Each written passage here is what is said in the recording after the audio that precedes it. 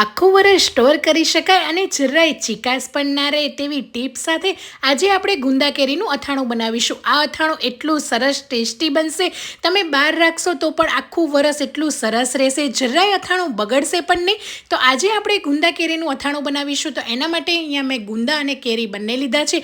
એક મોટી કેરી અને 200 ગ્રામ ગુંદા. કેરીને સારી રીતે ધોઈને કોરી કરીને આ રીતે રફલી કટ કરી લઈશું. ગુંદાને પણ ધોઈને કોરા કરીને વચ્ચે આ રીતે દસ્તાની મદદથી બીજનો ભાગ અલગ કરી લઈશું. એક વાસણની અંદર ગુંદા, 2 ચમચી જેટલું મીઠું, અડધી ચમચી હળદર એડ કરીને મિક્સ કરીને ઢાંકીને રહેવા દઈશું. તે જ રીતે કેરીના કટકાની અંદર પણ મીઠું, હળદર નાખીને 4 થી 5 કલાક રહેવા દઈશું. વચ્ચે વચ્ચે 1 થી 2 વાર હલાવી લઈશું અને એ પછી કોરા કપડામાં પેપર પર રાખીને પંખા નીચે 1 થી 2 કલાક સૂકવી લઈશું. એકદમ કોરા કરી લેવાના છે. હવે એક વાસણમાં 2 ચમચી રાઈના કુરિયા, 3 ચમચી મેથીના કુરિયા, 1 ચમચી હિંગ, 3 થી 4 લવિંગ, 4 થી 5 કાળા મરી, મીઠું, હળદર, 1 ચમચી જેટલી વરિયાળી અને 200 થી 250 ગ્રામ જેટલું તેલને ગરમ કરીને એડ કરી લઈશું. તરત જ ઢાંકીને રહેવા દઈશું. તેલનું પ્રમાણ તમે વધારે ઓછું કરી શકો છો. હવે સૂકવેલા ગુંદા અને કેરી એડ કરીશું. 1 મોટી ચમચી જેટલો આચાર મસાલો, 1 મોટી ચમચી જેટલું કાશ્મીરી મરચું એડ કરીને મિક્સ કરીને ઢાંકીને હવે આપણે આ રીતે પ્રેસ કરીને 1 દિવસ માટે રેસ્ટ આપીશું. 1 દિવસ પછી અથાણું એકદમ સરસ રીતે થઈ જશે. તો તમે જોઈ શકો છો એકદમ સરસ એવું ગુંદા કેરીનું અથાણું તૈયાર છે. કોઈ પણ કાચની બરણીની અંદર ભરીને તમે